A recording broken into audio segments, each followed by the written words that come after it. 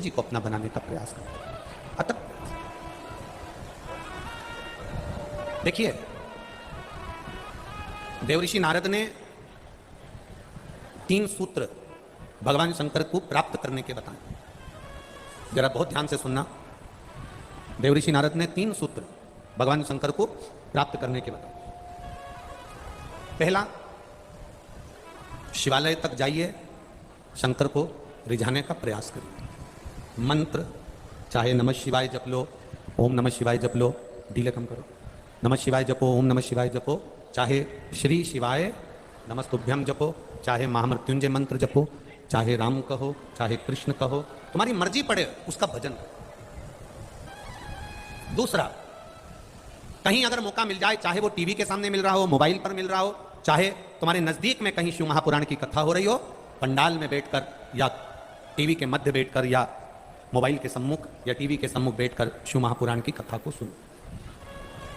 सुनना ही केवल नहीं है, सुनकर उसको अपनी जिंदगी में उतारना भी, सुनकर अपने जीवन में उतारना। और तीसरा, अगर बन सके कहीं शंकर भगवान की कथा चल रही हो, शिव महापुराण की कथा हो रही हो, और जो शिव गण आए हो कथा सुनने के लिए, जो शिव भक्त आए हो कथा श्रवण करने के लिए, जो शंकर के गण आए हो, शिव भक्त आए हो, उनको बन सके तो कुछ या पानी पिलाकर, शरबत पिलाकर, भोजन कराकर मुख उनका झूठा अवश्य कराएं। उससे हमारे यहाँ की बरकत कभी समाप्त नहीं होती। और मैं धन्यवाद दूंगा पुष्कर राज की इस धरा पर कई दानदाताओं ने, भगवान ने जिनको दिया, और आप लोगों को भी ऐसा नहीं, हम ये कभी नहीं कहेंगे कि तुम 50 लोगों को भंडारा करो या 1000 आदमी का भंडारा करो या 100 लोगों को आप पानी पिलाओ या 100 लोगों को खिलाओ। हम तो इतना कहेंगे, अपने बैग में अगर 4 पानी की बोतल आ जाए, अपने बैग में 4 बिस्कुट का पुड़ा आ जाए, अपने बैग में 4 रोटी घर से ज्यादा बना के लिए आए, तो अपने आसपास वालों को भी खिलाओ और मुंह झूठा जरूर कराओ। इससे बढ़कर कोई सुख नहीं। शंकर का जो भक्त होता है, शिव का जो उपासक होता है, और कई पुष्कर राज की इस भूमि पर आप लोग जब निकलते होगे, हम लोग तो ज्यादा उधर हमारा जाना नहीं होता क्योंकि भीड़ के कारण बस नहीं जाते, तो आप लोग तो जाते होगे तो देखते होगे जगह जगह पर लोग कुछ ना कुछ पानी पिला रहे, भोजन करा रहे, या कुछ भी स्वल्प आहार उसको दे रहे। और यही क्रम हमारी समिति ने भी चालू करा है। सावन का महीना और पूरा अधिक मास का महीना, कुबेरेश्वर धाम की तरफ से भी जो मुख झूठा करा सकते हैं वो बाबा की कृपा से ये 2 महीने आप लोगों के मुख को झूठा कराकर कोई थोड़ा सा पुण्य अर्जित हो जाए, इससे बढ़कर कुछ सुख। और हमारी क्या सामर्थ्य था, वो तो ये सब जो दानदाता लगे हैं, टीवियों पर जो सुन रहे हैं, मोबाइल पर सुन रहे हैं, इन लोगों का जो सहयोग मिलता है वो सब चल करो सेवा। 3 सूत्र हैं, मंदिर तक जाना, शिवालय तक जाना, शंकर की आराधना करना, मंत्र का जाप करना, स्मरण करना। दूसरा, शिव महापुराण की कथा को सुनकर अपनी जिंदगी में उतारना। और तीसरा, कहीं शंकर का भक्त मिल जाए, कोई शिव का उपासक मिल जाए, उसकी सेवा कर ले। कितना सुंदर कहा है शिव महापुराण में, कहा है। हमने पहले भी कथा में कहा, अगर मान लो संतान का सुख नहीं है, संतान का सुख नहीं है, 20 साल हो गए, 25 साल हो गए, 30 साल हो गए, संतान का अगर सुख नहीं है, तो शंकर का कोई भक्त मिल जाए, शिव का कोई उपासक मिल जाए, या कोई ब्राह्मण देव, वेद शास्त्र का ज्ञान रखने वाले, अपने जीवन को सार्थकता में, सात्विकता में जीने वाले, ऐसे ब्राह्मण को जोड़े से उनके बच्चों के साथ बेलपत्री के पेड़ के नीचे भोजन करा देना, खीर खिला देना, और उस खीर के भाग को पति पत्नी दोनों अवश्य पालें।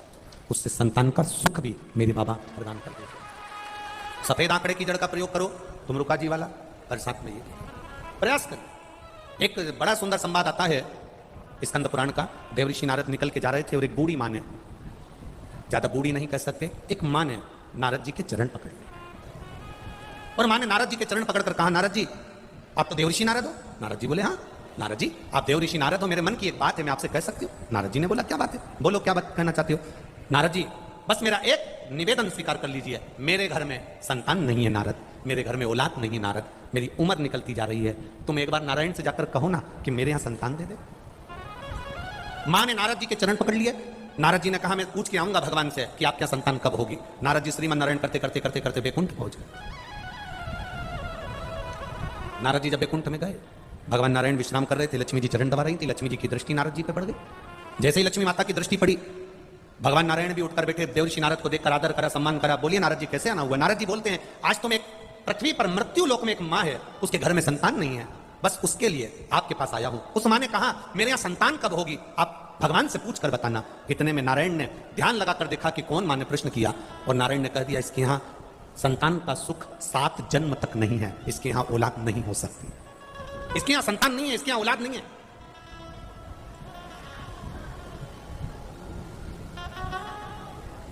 इसके यहाँ संतान का सुख नहीं हो सकता, इसके यहाँ कभी औलाद नहीं हो सकती। देव ऋषि नारद सुनकर पृथ्वी पर आ गए, और पृथ्वी पर आने के बाद देव ऋषि नारद को वो माँ फिर मिली, और माँ ने नारद जी के चरण पकड़कर कहा, नारद जी आपने नारायण से पूछा कि मेरे यहाँ औलाद कब होगी, संतान कब होगी? नारद जी ने कहा, माँ तेरे यहाँ 7 जन्म तक संतान का सुख नहीं, तेरे यहाँ औलाद नहीं हो सकती, तेरे यहाँ संतान का सुख नहीं है। माँ धाड़ कर रोने लगी, आंख से आंसू बहने लगा, खूब रोई। अब उसका एक नियम बन गया, संतान हो नहीं रही है, दुखी है और रोती है, आंख से आंसू बह रहा है, रो रही। जब एकदम दुख आ जाता है ना तो व्यक्ति रोता है। एक पत्र आया, इस पत्र में लिखा, देखिए,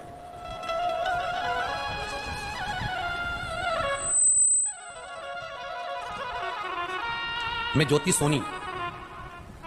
सोनी निवासी बड़ा महुआ, सही है, बड़ा महुआ जिला भीलवाड़ा की रहने वाली हूं। कहीं बैठी हैं ज्योति सोनी? आप ही हैं? दोनों हाथ ऐसे हिला दो एक बार, हाँ ऐसे हिला दो। मैं ज्योति सोनी निवासी बड़ा महुआ जिला भीलवाड़ा की रहने वाली हूँ गुरुदेव। श्री शिवाय नमस्तुभ्यम। एक लोटे जल और एक बेलपत्र का मैं क्या वर्णन करूं। हमारे ससुर जी को कैंसर हो गया, सभी डॉक्टरों ने ऑपरेशन का कहा, तब हम उनको सब जगह दिखा कर ले आए और ऑपरेशन का कह दिया। ससुर जी की उम्र भी थी गुरुदेव, अगर ऑपरेशन कराते हैं तो डॉक्टर का कहना है कि ठीक हो ना हो। कई थेरेपी का बताया, कीमो का बताया, तब किसी ने कहा कि सीहोर वाला महाराज कथा करता है, एक बार सुनो। हमने कथा सुनी, उसमें रुद्राक्ष का विवरण आपने कर दिया कि सीहोर का जो रुद्राक्ष होता है वो औषधि का काम करता है। मेरे पति ने सोचा कि हम सीहोर जाएंगे और वहां से रुद्राक्ष लेकर आएंगे। हम लोग सीहोर पहुंचे, वहां से रुद्राक्ष लिया, कंकर शंकर की पूजन कर कंकर भी उठा लाए। भोले बाबा का क्या वर्णन करें गुरुदेव। रुद्राक्ष का जल शिव को चढ़ाते, लाते, ससुर जी को पिलाते, पानी शंकर का देते, बेलपत्र देते। बाबा का हम क्या गुणगान करें। दूसरी बार हम जब ऑपरेशन के लिए जांच कराने के लिए गए और बाबा की कृपा का हम क्या वर्णन करें गुरुदेव। 7 दिन ही मात्र हुए थे, आप पत्र में पढ़ सकते हो। 7 दिन बाद उन्हें हॉस्पिटल में ले गए और कई डॉक्टरों ने उनकी फिर जांच करना प्रारंभ करी, और डॉक्टरों ने, जिन सारे डॉक्टरों ने कहा था कैंसर है, उनकी सारी जांच नॉर्मल आ गई और कैंसर समाप्त हो गया। इसलिए मैं यहां प्रणाम करने के लिए, ये पत्र है। बेटा ठीक है, ससुर जी ठीक है, बैठिए। हर हर महादेव। शिव तत्व इसी को कहते, शिव की भक्ति इसी को कहते, शंकर का गुणगान इसी को कहते। आप अगर उससे विनती कर रहे हो तो वो सुनेगा। देखो गर्मी बहुत तेज है कि नहीं? बोलो बोलो, जम के बोलो, है ना? हम तो यहाँ एसी में बैठ जाते हैं, इतना महसूस नहीं। नारद के शब्द सुनकर वो मां रो रही है, मेरे घर में संतान का सुख नहीं है, मेरे घर में औलाद नहीं होगी, संतान नहीं। जब कहीं से संतान का सुख नहीं होता तब जगह जगह से जब हार जाओ तब महादेव की शरण में जाओ। कथा कहती है यशोदा जी के घर में संतान का सुख नहीं था। 60 साल के नंद बाबा, 55 वर्ष की मां यशोदा, संतान का सुख नहीं। यशोदा जी की मां जिनका नाम था पाटला देवी, क्या नाम था? पाटला देवी। पाटला देवी को चिंता व्यापी कि मेरी एक बेटी यशोदा, मेरी 3 बेटियों में से एक बेटी यशोदा जिसकी यहां औलाद नहीं, कहां जाऊं? पाटला देवी सब दूर गई। अंत में पाटला यमुना जी के घाट पर जाती, बालू का शिवलिंग बनाती, पूजन करती, आराधना करती। एक दिन मेरे भोले बाबा बूढ़े का रूप लेकर आ गए और पाटला का जो जल का पात्र था मेरे शंकर जी ने उसे उंडेल दिया, गिरा दिया। कभी कभी पूजन करते करते पानी का लोटा अगर गिर भी जाए ना तो तुम्हें मत सोचना कि कुछ विघ्न आ गया हो।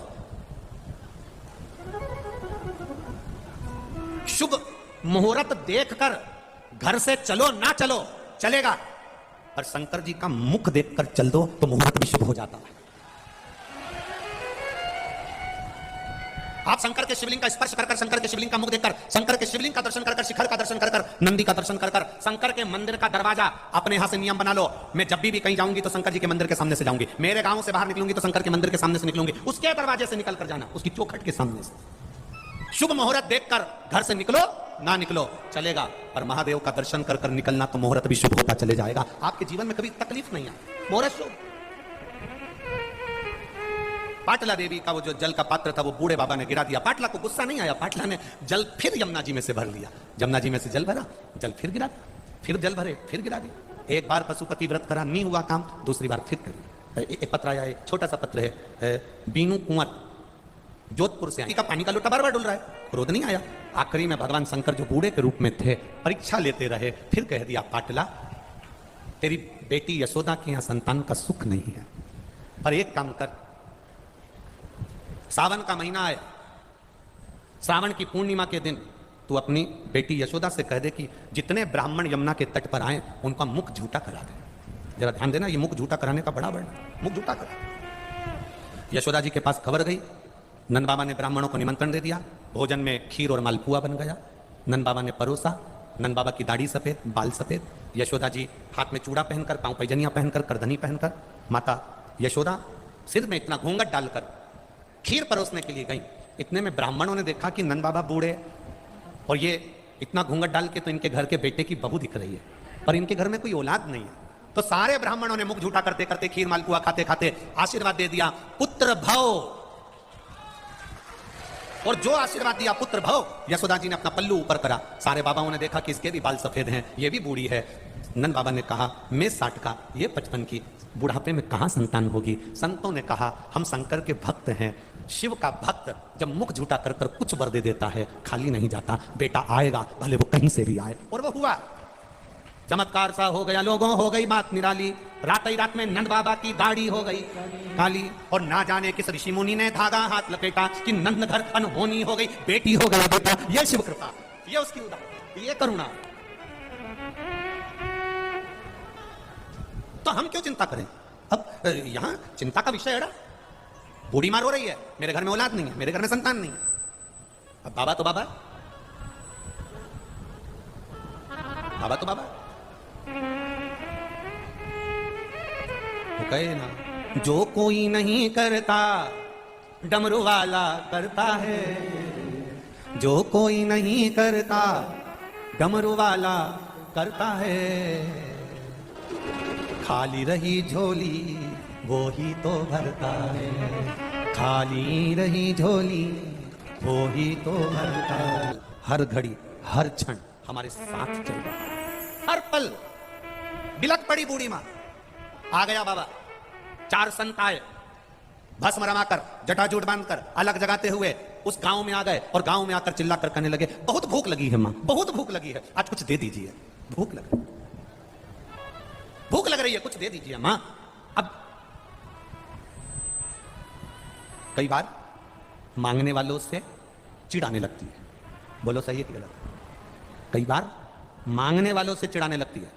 आपसे निवेदन है, आप 1 रुपया भी किसी को मत दो, हम नहीं कहेंगे कि तुम दो, आप तो अपनी 4 व्हीलर गाड़ी में थोड़े से बिस्कुट के पैकेट रख लो, या 4 रोटी ज्यादा बना के पेपर में लपेट के रख लो।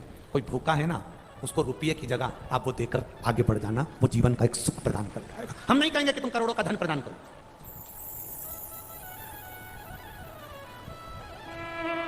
बहुत भूख लगी है मां, कुछ दे दो मां।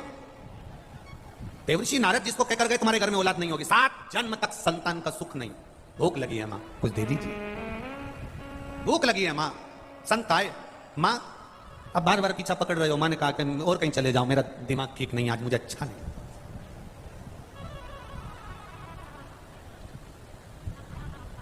भिखारी को देखकर, कांच चढ़ा लेने वालों, भिखारी को देखकर हम फिर कहेंगे भिखारी को तुम पैसा मत दो, भोजन तो दो ना, अन्न का कड़ तो दो। भिखारी को देखकर कांच चढ़ाने लेने वाले थोड़ा ध्यान देना, जिस दिन तुम मेरे भोले बाबा के तो फिर कहां जाओगे? कभी कांच चढ़ाओ मती, अन्न रखा है दीजिए, बिस्कुट का कूड़ा रखा है दे दीजिए, एक टॉफी पास में रखी है दे दीजिए, गुड़ की डली पास में रखी है दे दीजिए, मिश्री का टुकड़ा पास में रखा है दे दीजिए, ये लीजिए, ये प्रदान करो।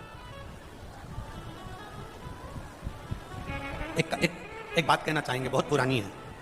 पहले हमारे यहाँ वो एक टोल टैक्स से पैसे हम जा रहे थे, तो टोल टैक्स अभी तो ये इतना बड़ा वो फास्ट टैग लग गया। अब पहले चलता था क्या ये? अरे बोलो जम के बोलो, नहीं चलता था ना। तो टोल टैक्स जब क्रॉस करते थे, टोल टैक्स से जब निकलते थे और टैक्स वाले को पैसे देते थे, तो उसके पास खुले पैसे नहीं रहते थे, तो वो हमको टॉफी पकड़ा देता था। अब तुम्हारे साथ कभी हुआ कि नहीं हुआ पता नहीं, हमारे साथ तो हुआ। 98 की 1 रुपए की 2। अब आशीष को बड़ा बुरा लगा। आशीष ने टोल टैक्स वाले से कहा कि बताओ तुम गजब के हो, हमारा रुपया वापस करो। आशीष ने टोल टैक्स वाले से कहा कि बताओ तुम गजब के हो, हमारा रुपया वापस करो। तुमने 2 रुपए के चक्कर में हमको 4 टॉफी दे दी। हम अंदर बैठे हुए थे, हमने आशीष से कहा कोई बात नहीं, कहाँ बहस करना।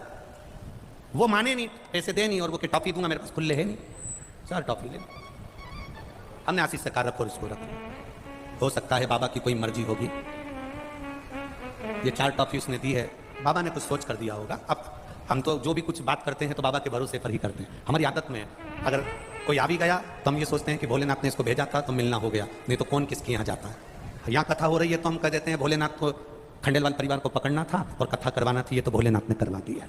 तो ये तो हम केवल शिव के आधार पर चलते हैं कि बाबा ने आज सवेरे अगर कोई मालपुआ भी खिलाकर चले गया तो कह देते भोले बाबा को आज भोग में मालपुआ लगना था, कहीं आ गया होगा, खा लिया होगा, पानी पीना था, पी लिया होगा। तो ये शिव का रास्ता। अब वो 4 टॉफी लेकर बढ़ गए, आगे गए, और एक स्कूटी पे से एक व्यक्ति जमीन पर पड़ा था और उसकी पत्नी उसको देखकर रो रही थी, खूब रोए। गाड़ी रोकी, हमने कहा जा रे आशीष जरा देख तो जरा, काय को रो रही है, क्या हो गया? पति को होश नहीं आ रहा। इसको कोई बीमारी थी क्या? आशीष पूछा। हाँ, शुगर की बीमारी है, शुगर लो हो गई होगी, कुछ है नहीं हमारे पास, दूर दूर तक कुछ नहीं। आशीष आया, उसकी शुगर, हमने कहा वो 4 टॉफी है जो टोल टैक्स वाले ने दी है, जल्दी से ले जाके उसके मुंह में पिला दे और उसको पानी पिला। अब वो 4 टॉफी जो मिली थी वो उसको दी, एनर्जी मिली, शुगर का लेवल थोड़ा ठीक हुआ, वो उठा, गाड़ी पर बैठा, चल दिया। अब वो उसकी पत्नी कहे कौन ने दी है, तो गुरु जी ने दी। वो आके कहे ऐसी कौन सी बूटी थी जो दी? हमने कहा बूटी हमारी नहीं थी, टोल टैक्स वाले ने 2 रुपए की 4 टॉफी दे दी। 4 टॉफी दे।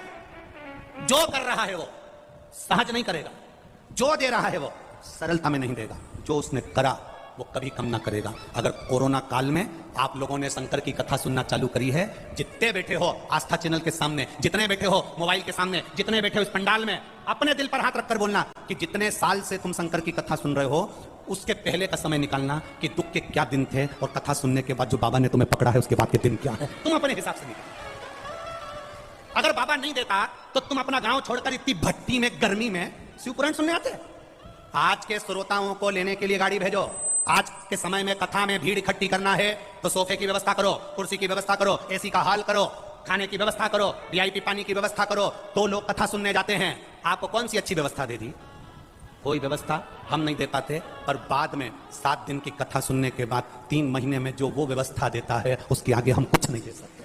वो जो दे रहा खाली तन का सुख नहीं। बाबा जी कह रहे हैं मुझे भूख लगी है, वो पीछा पकड़ लिए, माँ कह रही मेरा चित्त अच्छा नहीं है, मैं भोजन नहीं करा सकता, नहीं हमें करना है। माँ ने कहा बैठे रहो यहाँ पर। बूढ़ी माँ ने बाबाओं को एक जगह पर बिठाया, अंदर गई, अपने घर जो पड़ा था वो बना कर ले आई और लाकर बाबाओं को भोजन कराया। भोजन कराया तो बस बाबा ने मुंह झूठा करते ही कह दिया, माँ तू अकेली दिख रही है, तेरे साथ कोई है नहीं, हमारा वर है, तेरे घर संतान आएगी, आशीर्वाद दे दिया, पुत्र भव।